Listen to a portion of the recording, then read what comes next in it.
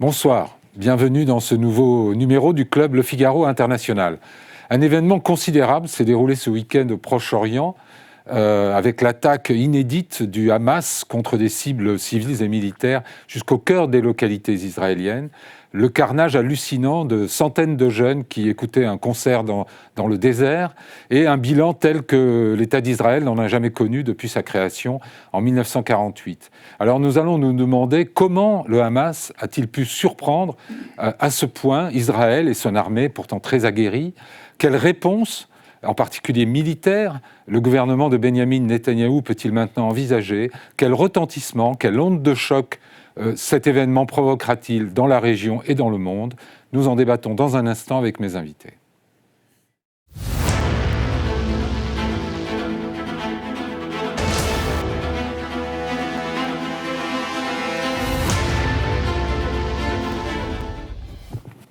Alors d'abord, je vous remercie tous les quatre d'avoir accepté cette invitation un peu lancée un peu au pied levé hier, dimanche. Dominique Moisy, bonsoir.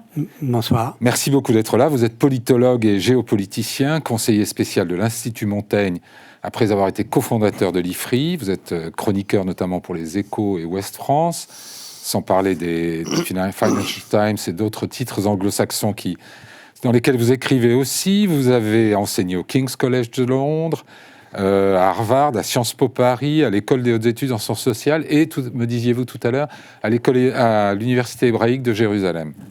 Vous êtes l'auteur de livres devenus des classiques, La géopolitique de l'émotion, qui a été réédité chez Flammarion en 2015, La géopolitique de la peur, aux éditions de l'Observatoire en 2020, et Le Moyen-Orient au miroir du monde, chez le même éditeur en 2020.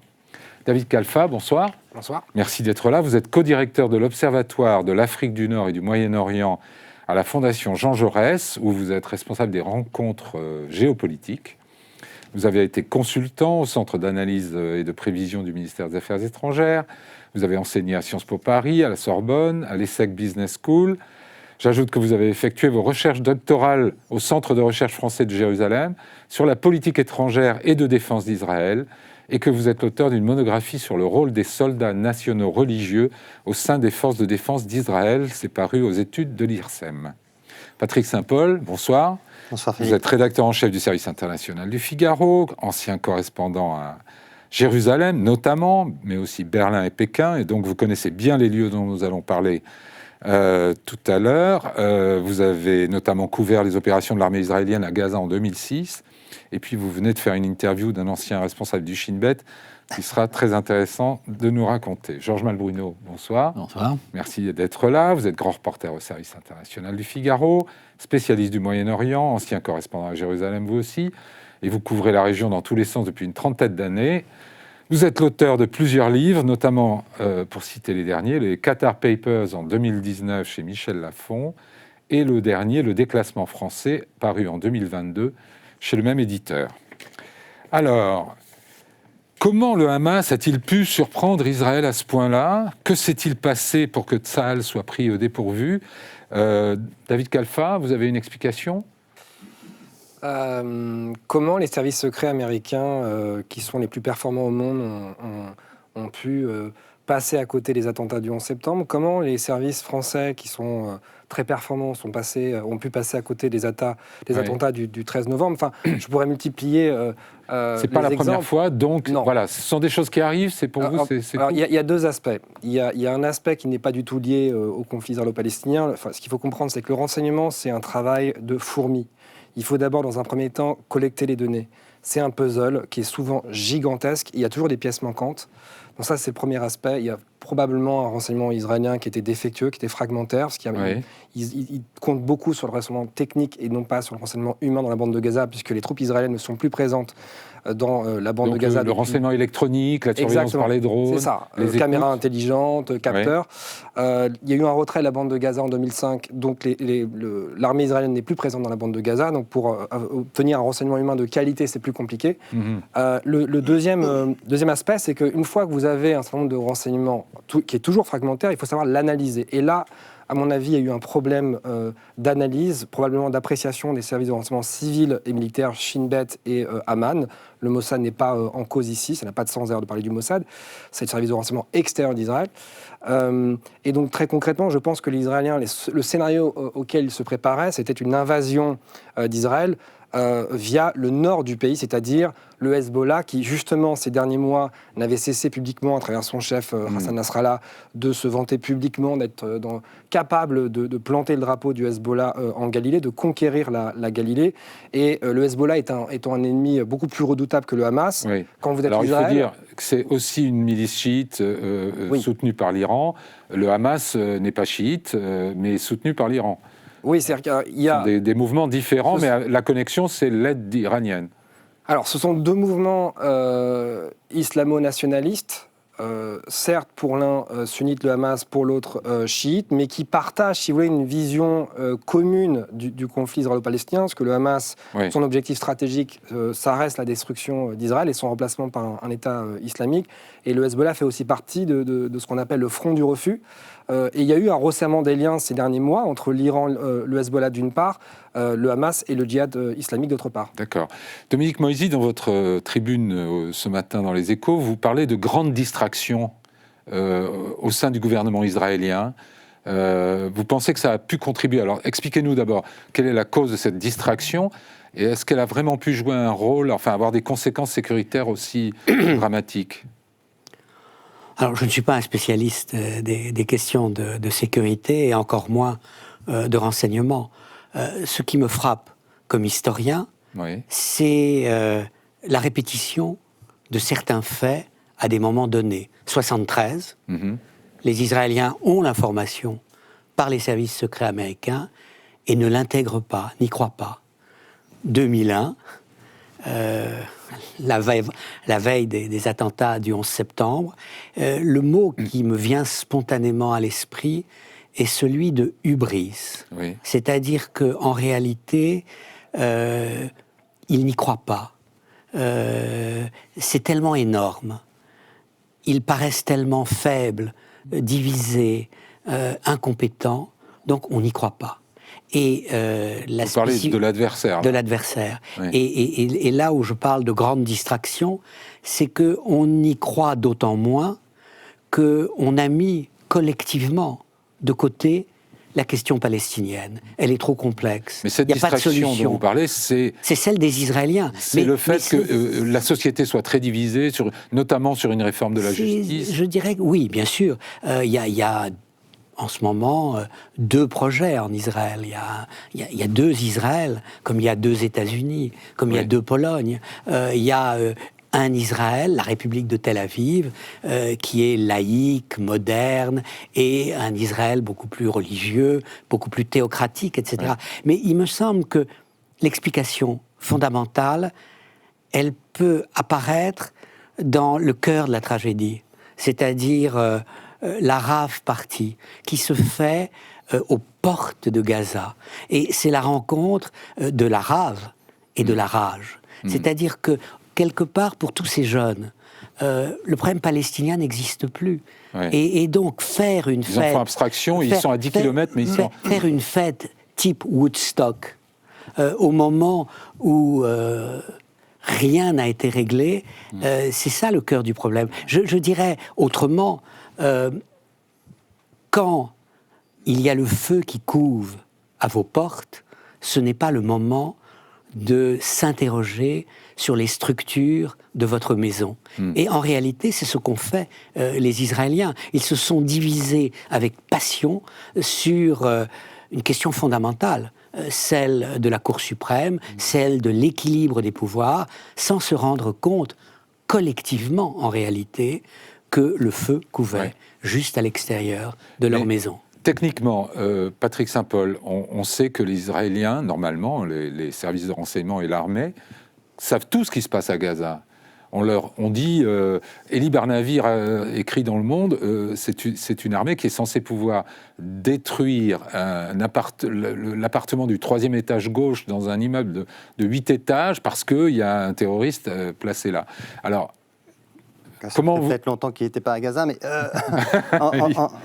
moi, ce que m'a expliqué au téléphone Ami Ayalon, qui est l'ancien patron du Shin Bet, c'est qu'en fait, les gens de la brigade Azzedine al-Qassam, donc la branche militaire du Hamas, les dirigeants actuels de cette branche, sont là depuis des années. Mohamed Deif est là depuis 96. Oui. Et donc, c'est des gens qui ont vécu la première, la seconde intifada, souvent bloqués dans Gaza, et ils ont appris à vivre avec la surveillance israélienne. Et en fait, ce qu'ils racontent, c'est qu'ils sont tout à fait capables de travailler à l'ancienne, sans téléphone, sans Internet, sans message électronique, et que là, Israël est aveugle, en fait. Et ils n'ont pas vu venir à cause de ça. Et apparemment, il y a un très petit nombre de personnes qui étaient au courant de cette opération. La high-tech israélienne a été mise en échec sur la barrière à $1 milliard dollars, qui est assortie de senseurs pour empêcher de creuser des tunnels dessous. Et ils sont passés avec un simple bulldozer. Et tout le monde dormait. Et un autre problème majeur, c'est qu'à cause de la politique de ce gouvernement qui est focalisé sur la défense des colons en Cisjordanie, il y a un grand nombre d'efforts militaires qui avaient été concentrés sur la Cisjordanie comme sur le nord du pays, et en fait Gaza avait été un peu délaissé. C'est avéré ça, parce que c'est une accusation que porte l'opposition politique en Israël contre le gouvernement de Netanyahou, de dire, voilà, vous avez déplacé l'armée pour protéger les colons en Cisjordanie, qui eux-mêmes multiplient quand même les coups de force et les opérations un peu violentes contre les Palestiniens. Est-ce que c'est avéré, ça Il y a 26 bataillons qui étaient déployés avant l'invasion, avant l'opération terroriste du Hamas, en Cisjordanie. En effet, ils sont mobilisés dans des opérations de police. Alors, il ne faut pas non plus être dans le simplisme. Ces bataillons avaient été déployés avant l'avènement de cette coalition de droite et d'extrême droite sous Naftali Bennett et Yair Lapid, parce que depuis mars 2022, il y a une vague d'attaques terroristes qui vient du nord de la Cisjordanie, parce qu'il y a un effondrement de facto de l'autorité palestinienne, avec un Mahmoud Abbas qui est complètement marginalisé. Et donc, l'armée et ses forces spéciales mènent des opérations quasiment au quotidien dans le nord de la Cisjordanie. En effet, ça explique en partie ce qui s'est passé. Par ailleurs, il y a quand même aussi le choix de la date du Hamas qui est extrêmement habile. Le fait de choisir la date hébraïque de la guerre de Kippour, par ailleurs aussi des festivités religieuses, Sukkot, où une partie des soldats qui sont normalement, les troupes sont prépositionnées au sud d'Israël, les forces spéciales ont été démobilisées et tout simplement ont été envoyées dans leurs familles respectives. Donc il a fallu du temps pour qu'elles puissent rejoindre le sud du pays et contre-attaquer. Et donc il y a aussi un élément de politique, éminemment politique, qui est lié à cette coalition qui est constituée de clowns, d'ultranationalistes incompétents, qui sont dans une rhétorique populiste permanente, qui a probablement aussi on y viendra tout à l'heure, peut-être au moment où on évoquera les réponses. Georges Malbruno, que cherche le Hamas dans cette... Avant, je voudrais revenir, moi je suis tout à fait d'accord avec ce que vous dites, Dominique. Je pense qu'Israël a été victime un peu de sa surpuissance au cours de ces dernières années. C'est-à-dire que la disproportion des forces est telle qu'on relâche son attention, c'est ça ? Oui, il y a ça, mais surtout... Comme vous l'avez dit, et c'est vrai, le conflit palestinien a été oublié, c'est un conflit de basse intensité, qui faisait peu de victimes. Le monde arabe, pensait-on, allait faire la paix avec nous, sans qu'on ait besoin de faire des concessions sur le dossier palestinien. Vous parlez de la région, donc, on y viendra oui, aussi. les Émirats, l'Arabie peut-être bientôt. Donc, on se sentait relativement en sécurité. Et de l'autre côté, ce qu'on n'a pas vu forcément, c'est que je pense que les dirigeants de la branche militaire du Hamas...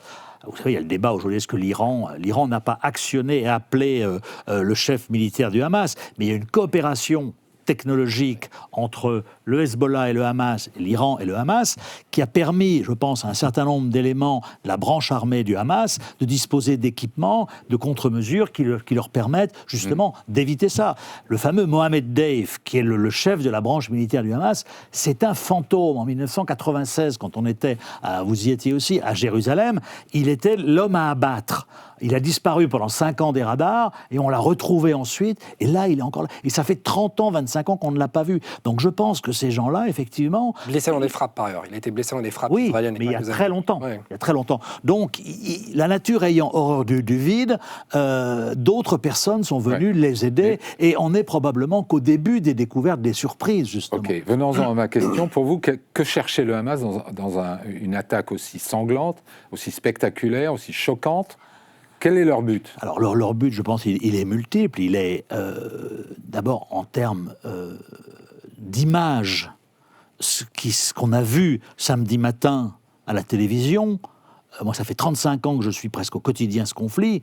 Je n'osais pas y croire. Des journalistes palestiniens proches du Hamas qui faisaient du live report dans des kibboutz ou dans les villes israéliennes, c'est une invasion terrestre. Ouais. Donc ça, ils ont réussi à marquer les esprits, et ça va au-delà. Lorsque vous interrogez, j'ai interrogé un Palestinien chrétien à Dubaï, il dit « j'aime pas le Hamas, mais 60 ans d'occupation, je me sens aujourd'hui, la peur a changé de camp quelque part. » Donc ça, c'est un autre objectif. Il faut dire peut-être maintenant que les uns et les autres, on ne connaît pas un seul Palestinien qui n'exprime une certaine satisfaction, c'est affreux à dire, mais c'est la vérité. Oui, pas seulement palestinien. Oui, d'ailleurs. Dans tout le monde. Pas seulement Et donc, palestinien. et Dans le monde arabe. Pour continuer sur votre question, je pense qu'il y a aussi... l'Iran n'est pas derrière, d'un point de vue opérationnel, l'attaque, mais il y a eu une coordination, pas aussi précise que ne le dit le Wall Street Journal ce matin, mais avec tout ça comme objectif, c'est de gêner effectivement le rapprochement en cours entre Israël et l'Arabie Saoudite. Et on a bien vu d'ailleurs qu'ils y sont arrivés, parce que l'Arabie Saoudite, aujourd'hui, revient un petit peu dans le rang arabe et dit, voilà, alors, donc ça va mettre... Moi, j'ai une question idiote. Gaza, il y a un port, vous le savez comme moi, les pêcheurs ne peuvent pas en sortir. Il y a des drones israéliens qui surveillent en permanence le ciel de Gaza. Comment on s'entraîne à faire une attaque en ULM, en parapente à moteur, dans des circonstances? Comment on met sur pied, on crée des speedboats qui vont mener une attaque amphibie sur un kibbutz, alors qu'on peut pas... Les Israéliens, ils ont vu. Le Hamas a même répliqué une partie des villages. Ils ont vu des gens s'entraîner en parapente et ils ont pensé que c'était pour le. Oui, mais pour encore les une loisirs. fois, la question, c'est pas. Non, mais parce qu'ils considéraient qu'au fond, ça fait partie de toute façon. C'est l'ADN du Hamas. C'est l'ADN du Hamas. C'est un groupe armé. Et jusqu'à maintenant, ils s'entraînent régulièrement. Ça ne veut pas dire que vous prenez la décision d'aller envahir Israël. Et puis par ailleurs, ce qu'il faut comprendre, c'est qu'on n'est pas dans une énième flambée de violence. Ce qui s'est passé, il y a eu des massacres à très grande échelle qui ont été commis. Et ça. C'est très surprenant parce que la stratégie de communication du Hamas à l'endroit de la communauté internationale, c'était la banalisation, la normalisation. Le Hamas a essayé de toiletter la sémantique avec une nouvelle charte fondatrice, en gommant toutes les aspérités anti-juives, apocalyptiques, anti-occidentales, anti-chrétiennes. Est-ce que c'est pas la rivalité apparaissent entre sous un autre visage. Haniyeh et non, je pense que c'est la marque. Sinwar, les deux chefs.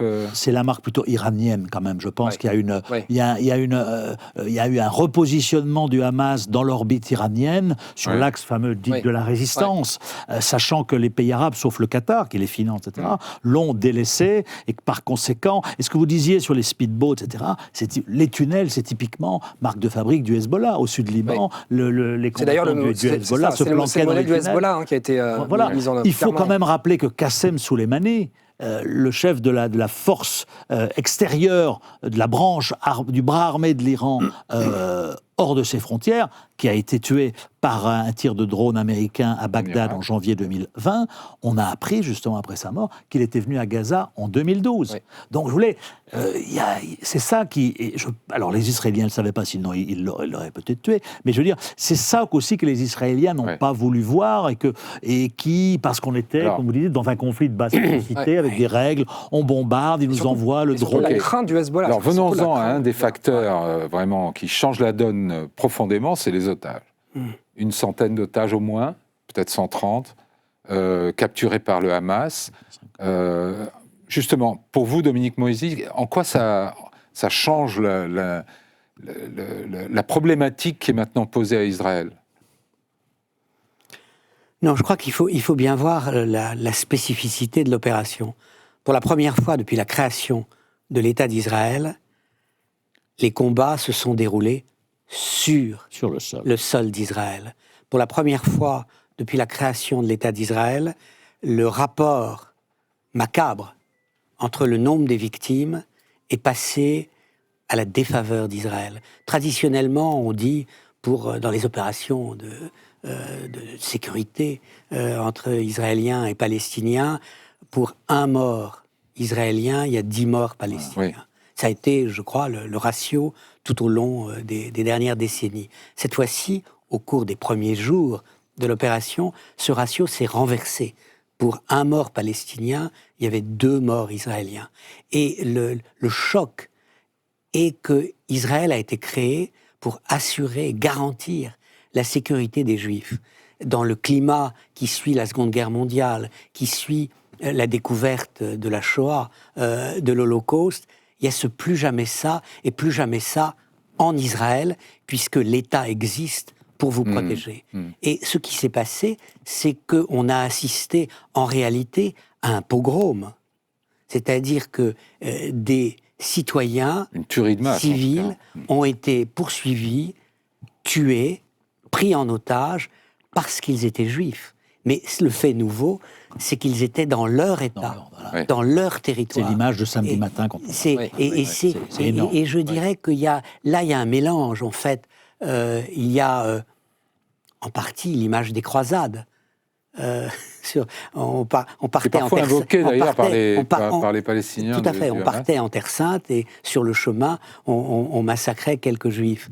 Mais il y a surtout cette idée que le gouvernement le plus à droite, le plus sécuritaire de l'histoire d'Israël est celui qui a le plus failli dans sa défense de la sécurité des citoyens israéliens. Et je crois que le message, pour répondre à la question précédente, que voulait le Hamas, rappeler au monde, aux Palestiniens et au monde arabe dans l'ensemble, qu'ils existaient. Et le faire à un moment où on pouvait à la fois rappeler le passé, le 50e anniversaire de la guerre du Kippour, et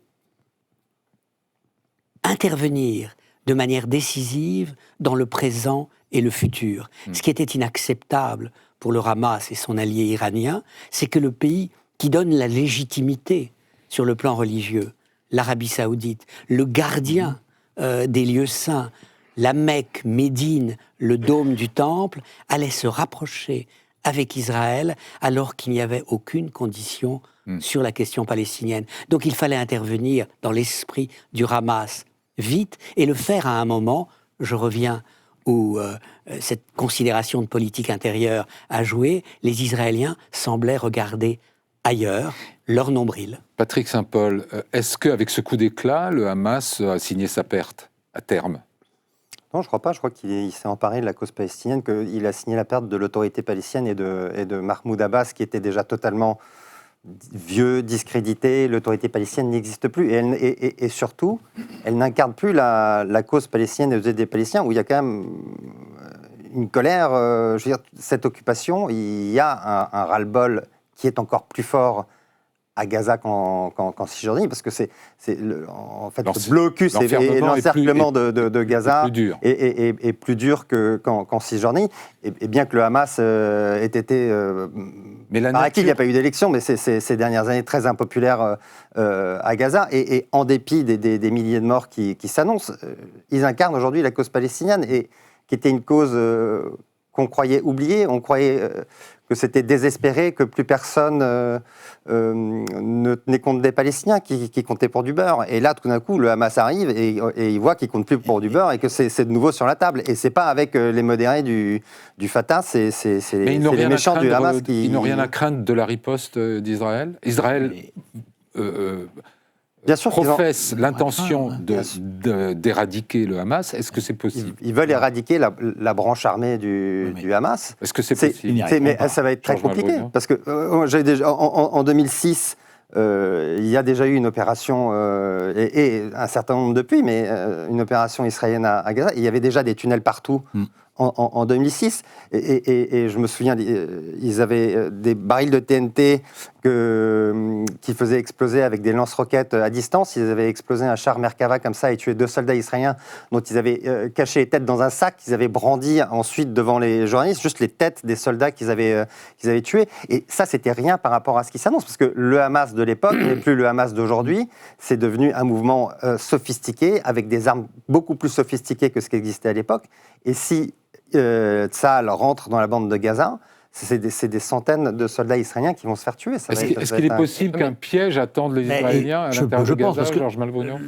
le Hamas, visiblement, a bien préparé en amont son opération. Ils ne peuvent pas ne pas savoir on peut penser que grâce à des conseillers ou même sans conseillers, ils ont bien préparé l'aval, l'après. Donc je pense qu'il y a des surprises. Et pour revenir alors sur la question des otages, là, ça modifie complètement la donne. Parce que quand vous avez 150 otages à votre disposition, ça change. D'ailleurs, des responsables militaires israéliens l'ont dit, ça va quand même nous freiner dans notre action. Et on a vu que hier, dimanche, le Hezbollah a lancé un avertissement en commençant à calibrer une petite attaque sur les fermes de Sheba, sur un minuscule portion de territoire libanais occupé par Israël. Mais le message était clair, il dit, si vous pénétrez massivement à Gaza, si vous lancez une opération terrestre massive, et si vous voulez, comme vous dites, éradiquer le Hamas, je pense qu'il y a de très forts risques qu'il y ait un second front s'ouvre. Et alors là, on revient sur la question des otages, parce qu'on va assister à des mises en scène macabres, probablement, etc. Et ça, je pense que la société israélienne n'est probablement pas... devra intervenir. Et donc, ça va être très, très compliqué. Moi, je pense que cette fois-ci, Israël n'a plus la main militairement. Et c'est ça, elle a la main militairement, elle va bombarder, etc. Mais on voit déjà que le Qatar a annoncé qu'ils étaient en train de négocier la libération de une trentaine de femmes et d'enfants israéliennes détenues contre 30. Et vous disiez tout à l'heure le ratio, là aussi, il est intéressant, parce qu'avant, c'était Gilad Shalit contre 1000 Palestiniens, là c'est un otage israélien ou contre une Palestinienne. Donc je pense que là on est rentré dans une nouvelle page d'un conflit, et l'opération terrestre, l'invasion de Gaza, pour Israël, je pense que ça va être très très très compliqué. Dominique Moisy. Bon, là on est dans le domaine des spéculations, mais je dirais intuitivement, je crois qu'Israël va frapper massivement, entrer avec ses chars et ses hommes. Il s'agit pour les Israéliens de rétablir un équilibre stratégique, psychologique, mental presque, avec les Palestiniens. Et hélas, il y a déjà eu 700 morts, au moins, du côté israélien. 800 peut-être aujourd'hui. Les Israéliens se disent, il y en aura peut-être 900 avec les otages, mais nous n'avons pas le choix. Il convient pour nous d'éradiquer.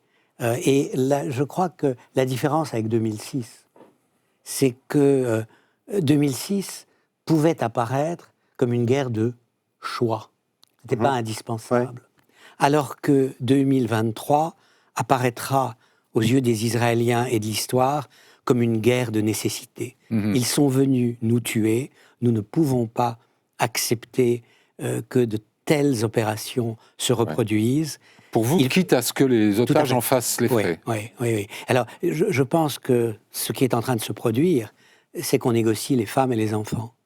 Et qu'ensuite, la situation sera d'une autre nature. Je pense que le choc a été tel dans la société israélienne que les Israéliens dans leur ensemble ne comprendraient pas que les têtes pensantes de ce massacre sortent indemnes ou ne soient pas punies de la manière la plus sévère. David Khalfa, vous êtes d'accord avec ça? Il n'y a pas le choix, il faut... Oui, écoutez, Israël est dans un état de choc, de sidération.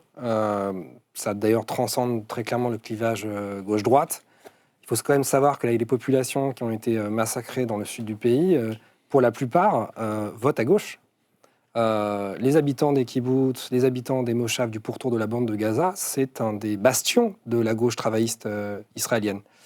Donc ça dépasse très largement la question de l'occupation de la Cisjordanie. D'ailleurs, à ce sujet, je pense qu'il ne faut quand même pas tomber dans le piège. Je comprends bien, je suis le premier, moi, à être extrêmement critique de la coalition israélienne actuelle, mais là, on est sur tout à fait autre chose. Le Hamas, c'est toujours la politique du pire. Ils ne veulent pas deux États, ils veulent un seul État à la place d'Israël. Ils le disent, il faut les prendre au sérieux, il faut les écouter.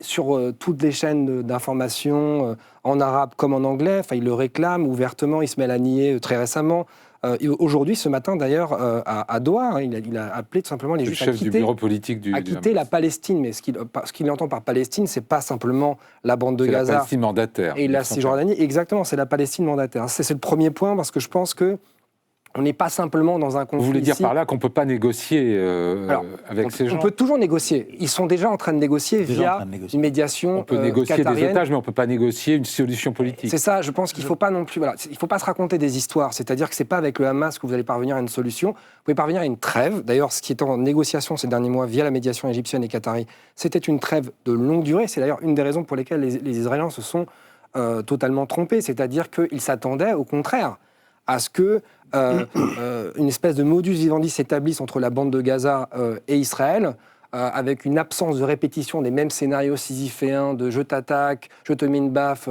tu m'en donnes deux. Mais là, on est sur autre chose. La stratégie d'endiguement d'Israël, qui était celle qui a structuré, au fond, la vision israélienne de l'adversaire, c'est-à-dire du Hamas dans la bande de Gaza, aujourd'hui, elle s'est totalement effondrée.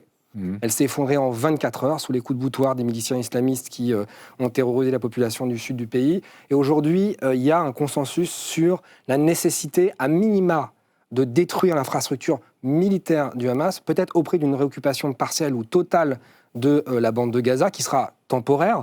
Et ça, c'est un tabou qui a été levé. Parce que juste à présent, y compris à droite, on estimait qu'une réoccupation de la bande de Gaza, à mon avis d'ailleurs à raison, elle serait trop coûteuse pour Israël sur le plan économique, moral, éthique. Serait-elle efficace et militaire. Il ne faut pas refaire des colonies. Ils ont évacué en 2005, Sharon a évacué, et le grand problème, c'est que c'était un retrait unilatéral. Donc l'autorité palestinienne, on considérait déjà à l'époque qu'il n'y avait plus de partenaires. L'occupation militaire, hein. L'occupation militaire. En gros, il a donné les clés de Gaza au Hamas. Eux ont présenté ça comme une victoire militaire du Hamas qui avait poussé dehors les colons de la bande de Gaza. Et au moment de la victoire du Hamas aux élections, il y avait, en 2006, donc quand ils ont gagné les élections dans la bande de Gaza, il y a un moment politique qui a été loupé par les Occidentaux et par Israël. C'est-à-dire que l'Union européenne a tout de suite décidé que voilà, le Hamas étant un mouvement terroriste, on ne pouvait pas faire affaire avec lui, on ne pouvait pas discuter avec lui, alors qu'à l'époque, il y avait au sein du Hamas une aile plus ou moins modérée qui était prête à faire un compromis avec Israël. Moi, je me souviens avoir interviewé Ismaël Haniyeh à l'époque. Le même dont vous parliez, c'est-à-dire le chef du bureau politique du Hamas. Et qui racontait que sa sœur vit en Israël, à côté de Nazareth, qu'elle vote aux élections israéliennes, qu'elle ne vote pas pour un parti arabe, qu'elle votait pour un parti pacifiste israélien. Et donc, il disait... De facto, on reconnaît l'existence d'Israël parce qu'ils sont là, ma sœur vit là-bas, elle vote aux élections israéliennes. Mais on veut connaître les frontières d'Israël. Et ensuite, comme ce moment politique n'a jamais existé, le Hamas s'est complètement enfermé, jeté dans les bras des Iraniens et complètement radicalisé. Ils sont revenus à tout ce qu'il y a de pire dans leur charte. Il faut aussi peut-être ajouter leur incurie dans la gestion de Gaza. C'est pas facile de gérer Gaza et il n'y a pas beaucoup de ressources. Mais quand même, la guerre a parfois servi de diversion au Hamas. Oui. Par rapport à la misère dans laquelle croupit la population. Et surtout, le Hamas est devenu aussi un proto-État qui ne supporte pas la contestation et qui fait régner effectivement l'ordre de manière extrêmement sévère. Moi, je voudrais revenir... L'ordre et la charia. Et la charia. Ça me fait toujours la charia, il y avait des milices de la vertu qui sont apparues dès 2006 dans la bande de Gaza. Ça me fait toujours un petit peu sourire quand j'entends dire nous, Israël, on ne négocie pas avec le Hamas.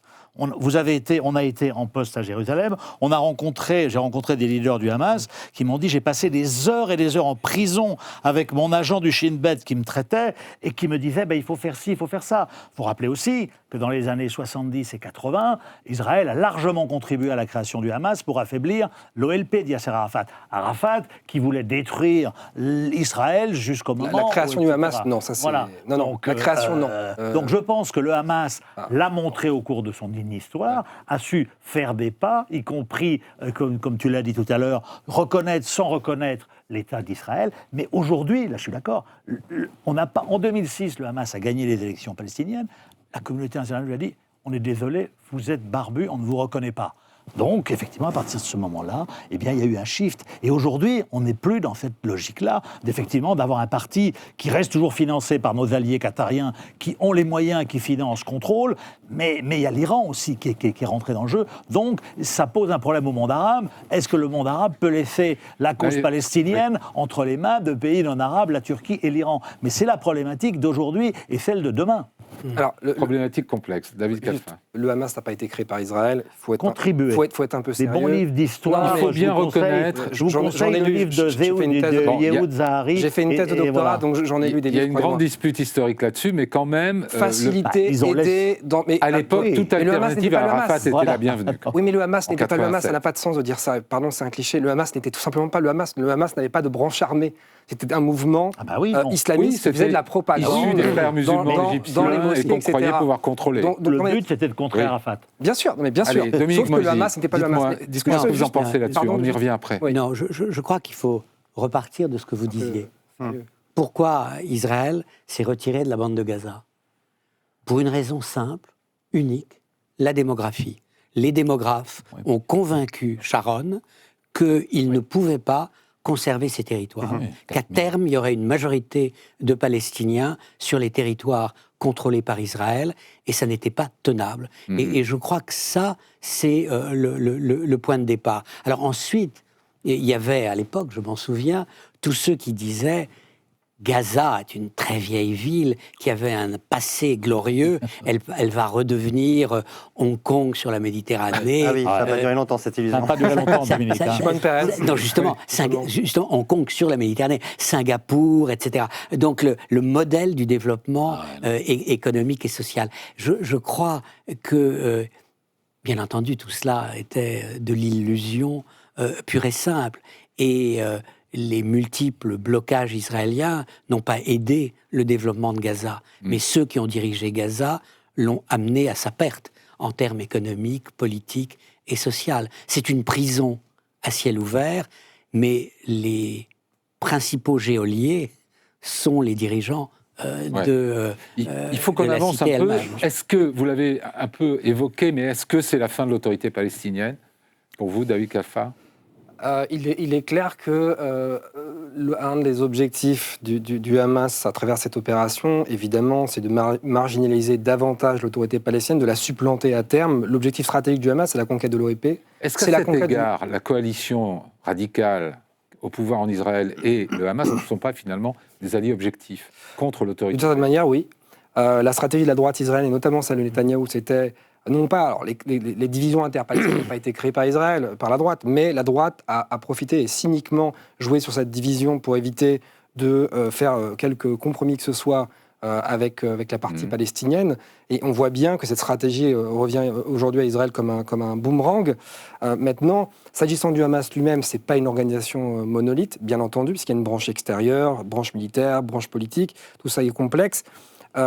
Sur la question de la reconnaissance, il ne s'agit pas de reconnaissance. Ils n'ont jamais parlé de reconnaissance. Je vous mets au défi de trouver une déclaration d'un dirigeant du Hamas. Et tout à fait. Ils n'en parleront jamais, mais ce n'est pas le problème de. C'est ça, c'est la question des facteurs. Dans l'interview que j'ai eue de Régnier, il a dit qu'il ne reconnaissait pas l'existence de l'État d'Israël pour l'instant parce qu'ils ont ignoré les frontières, mais que le jour où ils connaîtraient les frontières de cet État, ils étaient prêts à le reconnaître éventuellement. Le jour où ils rentrent dans l'OLP a reconnu Israël. Comment on fait? Oui, mais on est sur autre chose. L'OLP, c'est un mouvement nationaliste à tendance laïque. Là, il ne faut pas sous-estimer, il faut quand même prendre au sérieux ce que raconte le Hamas. Bien sûr. On a une tendance en Occident, avec une vision très ethnocentrique, à projeter sur le Hamas nos propres catégories intellectuelles. La dimension théologico-politique, elle est prégnante. Ce qui, d'ailleurs, explique les liens structurels, stratégiques entre les islamistes sunnites que sont le Hamas et les islamistes chiites que sont le Hezbollah libanais. Maintenant, évidemment, c'est aussi un mouvement sociopolitique, il ne faut pas caricaturer, c'est complexe. Mais ils sont prêts, si vous voulez, à une trêve de longue durée. Ça, il n'y a pas de doute là-dessus. Mais il faut comprendre que leur vision de ce qu'ils appellent la Houdna, c'est de geler en quelque sorte le conflit pour se consolider politiquement et militairement l'obsession du Hamas. Et démographiquement. Exactement. Comme toute dictature religieuse ou militaire, l'obsession de toute dictature, c'est de survivre. Donc son premier objectif, c'est de survivre, de maintenir sa mainmise sur la bande de Gaza. Mais ensuite, sa vision à long terme. Nous, on ne peut peut-être pas la comprendre en Occident, mais ils sont persuadés que Israël, en tant que tel, c'est un projet colonial. Alors, vous m'avez tendu une perche en parlant de ce fossé entre l'Occident et le reste du monde. Je voudrais qu'on regarde une carte qui a été faite ce week-end, très intéressante, par le Grand Continent, qui montre les endroits du monde où il y a un soutien ferme en bleu, affiché, à Israël. Mm-hmm. Et le reste, c'est soit l'orange, c'est de l'ambiguïté stratégique, on ne se prononce pas trop, on appelle à la désescalade, mais on prend parti pour personne. Et tout ce qui est en rouge, c'est le soutien carrément ouvert et explicite au Hamas. Mm. Est-ce que l'Occident ne devrait pas se sentir un petit peu seul dans sa condamnation des événements du week-end? Je crois que ce qui me frappe, c'est le parallèle entre la guerre en Ukraine et la guerre du Soukhot. C'est ce que j'appelle le divorce émotionnel du monde. En fait, vous avez... c'est paradoxal. Jamais Israël n'a été plus soutenu par l'Occident. Depuis, je retrouve dans les émissions quelque chose de l'esprit de 1967. C'est-à-dire le sentiment que... Quand Israël est en danger, on fait bloc. Et là, bien entendu, chacun dans le monde occidental peut trouver sa relation directe. On voit des scènes d'égorgements multiples. Ce ne sont pas seulement des massacres. Il y a des déportations. Et il y a cette idée, mais nous avons vécu cela. Il y a le côté 13 novembre, il y a tout ce que vous voulez. Il y a les attentats... le 11 septembre pour les Américains.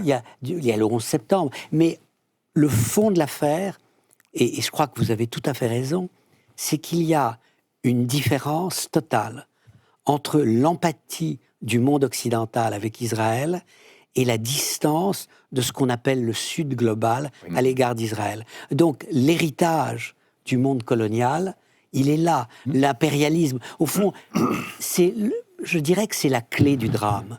C'est la rencontre de deux calendriers incompatibles. Israël est aux yeux des Israéliens la dernière manifestation du phénomène de nationalisme européen à la fin du XIXe siècle. C'est la création de l'État d'Israël qui suit la création de l'Italie, de l'Allemagne, etc. Alors que pour le reste du monde, arabe en particulier, Israël est le phénomène anachronique de la recolonisation au moment où la décolonisation commence dans l'ensemble du monde. Et je dirais que ce problème majeur de calendrier, on le retrouve beaucoup plus fort aujourd'hui au moment de ce qu'on appelle la guerre du Soukhot. Je ne sais pas si ce mot restera dans l'histoire. Mais regardez, il y a... Mais ça joue au sein même du monde arabe. On peut penser que la rue arabe en Arabie Saoudite est plutôt du côté du Hamas. Alors que... c'est pas sûr. Parce que, Dominique, si vous me permettez... Justement, je voulais qu'on arrive à l'onde de choc régional. Arabe, ce qui est terrible aujourd'hui, c'est qu'avant-hier, un vendredi, je veux dire, le monde arabe, y compris en Arabie Saoudite, où 60% de la population a moins de 30 ans. Donc ça veut dire quoi? Ça veut dire qu'Arafat, ils connaissent à peine, les accords d'Oslo encore moins, et puis ils se disent, Israël, ils sont là. Donc la rue arabe existe encore, mais aujourd'hui... Déjà, elle accepte Israël. Elle accepte comme Israël. Mais ce qu'elle demande à Israël, c'est de faire des concessions sur la cause palestinienne. Et c'est là qu'on retrouve cette dichotomie entre les Occidentaux et le reste du monde. On a oublié les fondamentaux du conflit. Dirigeants. C'est un conflit territorial. Les Arabes sont prêts à faire la paix avec Israël. Ils l'ont proposé en 2002 à Ariel Sharon. Le roi d'Arabie Saoudite, Abdallah, lui a dit « Je t'apporte sur un plateau la paix en échange des 22 pays arabes à l'époque, en échange de la création d'un État palestinien. » L'initiative arabe. Israël a dit non. Et donc là, c'est ça qu'on retrouve. Donc, je veux dire, il y a psychologiquement, les Arabes aujourd'hui sont prêts à accepter Israël, mais en termes d'image, je vous dis, les événements qui se sont passés ont provoqué un recul, un retour en arrière, parce que la cause palestinienne a été oubliée et parce que l'occupation a été oubliée. Tout de même, c'est ce qu'il faut dire aux Israéliens. Il faut revenir, il faut trouver une solution politique. Vous ne gérerez pas Gaza part en réoccupant. Vous n'anéantirez pas le Georges Hamas. Malbruno, quand on entend les dirigeants des Émirats arabes unis dire aujourd'hui qu'ils sont consternés par les prises d'otages du Hamas. Est-ce que vous êtes surpris? Est-ce que la rue pense la même chose? La rue en Arabie, aux Émirats, il n'y a pas grand-chose parce qu'il y a 1 million d'habitants. Donc les Émirats ont fait la paix avec Israël depuis longtemps, etc. Mais ils sont consternés parce que ils se rendent compte. C'est quand même une déclaration assez. Enfin, oui, la tonalité m'a paru nouvelle, non? Mais elle est assez nouvelle parce que même aux Émirats où il y a peu de population, dans les petits Émirats du Nord, un peu traditionnels, eh bien, les accords d'Abraham, c'est pas passé. C'est pas passé. Et donc, ça pourrait passer si aujourd'hui il y avait en Israël. Est-ce qu'ils sont compromis? Est-ce que l'extension, Patrick Saint-Paul, est-ce que l'extension de la réconciliation ou de la pacification des relations entre les monarchies du Golfe à l'Arabie saoudite, est-ce que ça c'est compromis selon vous? Là, ça semble assez mal barré, oui. Mais est-ce que MBS en a quelque chose à faire Non, mais MBS a une opinion publique. Pour MBS, le coup, lui, c'est pas les Émirats arabes unis. Et donc, là, je pense que là, ça va être compliqué de faire la paix avec Israël, de faire des accords d'Abraham, avec ce qui s'est passé, en tout cas, pas dans l'immédiat. Et à mon avis, c'est quand même ces accords d'Abraham. Ils sont enterrés pour un moment, là. On ne voit pas comment... Vous pensez la même chose, David Keffa? Non, absolument pas. Pour une raison simple, moi, j'étais en Arabie Saoudite il y a quelques mois. Déjà, ce que je peux vous dire, je suis tout à fait d'accord avec vous sur les Saoudiens. Chez les jeunes Saoudiens, en off, quand vous leur parlez, ils vous disent que, déjà, ils sont extrêmement critiques vis-à-vis du leadership palestinien. Ils ont le sentiment, sur les réseaux sociaux, d'être tout le temps pris à partie par les activistes palestiniens qui leur reprochent de ne pas en faire assez pour la cause palestinienne. Ils ont le sentiment qu'ils les ont aidés financièrement et qu'au fond, les Palestiniens ne leur sont pas reconnaissants. Par ailleurs, ils voient Israël un peu comme la start-up nation, et puis pas mal de jeunes ingénieurs saoudiens qui souvent d'ailleurs font leurs études en Angleterre ou aux États-Unis et qui donc évidemment parlent parfaitement anglais, voient Israël aussi comme potentiellement un allié en matière de technologie, les Saoudiens ayant l'argent, les Israéliens ayant la technologie. Puis enfin, il y a quand même aussi cette dimension stratégique dont on n'a pas parlé, mais qui, à mon avis, alors là je vous rejoins sur le fait que ça sera plus compliqué, c'est certain, entre Israël et l'Arabie Saoudite. Ce qui va être déterminant, c'est la dynamique du conflit. C'est-à-dire que si on va vers un conflit, une guerre totale, ce qui malheureusement je crois est probable, avec une invasion terrestre, là les Saoudiens, ce sera beaucoup plus compliqué. Ouais. Ils continueront, en fait, en réalité, de facto, il y a déjà une normalisation, parce qu'il y a eu des ministres qui se sont rendus en Arabie Saoudite. Les liens sont anciens, et en fait, ils sont fondés sur des intérêts stratégiques, égoïstes, c'est-à-dire que les Saoudiens ont besoin des Israéliens et réciproquement. Donc ça ne changera pas. Et par ailleurs, et enfin, pardon, parce que vous citiez à l'instant les Émirats arabes unis, ces déclarations, au contraire, je crois, sont le reflet justement du rôle qu'essayent de jouer désormais un certain nombre de pays arabes, y compris au Golfe, c'est-à-dire on soutient la cause palestinienne, mais en même temps, on veut quand même avoir un levier sur les Israéliens, et pour avoir un levier sur les Israéliens, il faut essayer de trouver comment dirais-je, une position un peu équilibrée sur le conflit. Donc moi, cette déclaration ne me surprend pas, au contraire, je crois qu'elle démontre que le monde arabe est rentré dans une nouvelle ère. La cause palestinienne est toujours très importante pour la rue arabe, il ne faut absolument pas la négliger, ce serait totalement faux de dire le contraire, mais c'est plus compliqué, et y compris sur les réseaux sociaux, c'est le dernier point. Je suis beaucoup d'experts arabes du Golfe et aussi d'activistes arabes du Golfe, et c'est très intéressant. Il y a un débat aujourd'hui. Dans un premier temps, ils ont soutenu très massivement, y compris les Émiratis, l'opération terroriste du Hamas, en parlant d'occupation, etc. Et à partir du moment où les images ont commencé à circuler de prise d'otages, de sévices, parfois de sévices sexuels, de massacres, là, il y a un débat qui est né dans le monde arabe sur les réseaux sociaux, et ça, je crois que c'est la première fois où certains ont commencé à dire, y compris au Koweït, là, ils ont été trop loin, et l'image qui renvoie à la fois des Arabes et de l'islam est désastreuse. Il nous reste à peine plus de 3 minutes. Dominique Moïsi, vous vouliez ajouter quelque chose, et je voudrais aussi qu'on dise un mot quand même de l'Iran, et peut-être aussi de la Russie. Mais allez-y. Non, je crois le point qui me frappe, ce sont les émotions contradictoires. Pas en mon nom, les égorgements, mais quand même cette sorte de revanche des humiliés, oui, pourquoi pas. Et la contradiction, moi je l'ai même vécu au Qatar, qui est un pays qu'on dit proche... qui donne 30 millions de dollars par mois au Hamas, quand même, pour faire vivre la mondialisation. J'ai un souvenir très précis d'une conversation avec un très très haut dirigeants qataris qui me disaient, vous savez, on a 3 modèles. Le premier, c'est Singapour, la modernité. Le second, c'est la Norvège, la manière dont elle traite les revenus gaziers, pétroliers. Et notre 3e modèle, c'est Israël. Car nous savons que notre avenir, notre sécurité ne peut dépendre que de nous-mêmes. C'était un moment où les relations entre l'Arabie saoudite et le Qatar étaient très difficiles et où le Qatar dépendait et de l'Iran et de la Turquie. Mais le point que je voulais mettre en avant, c'est la contradiction des émotions et des intérêts. Et la manière dont ils peuvent changer très rapidement. Ouais. Et donc, c'est en Iran qu'il y a dans la population le sentiment le plus pro-occidental. Oui. La relation... On a vu des images dans un stade iranien Absolument.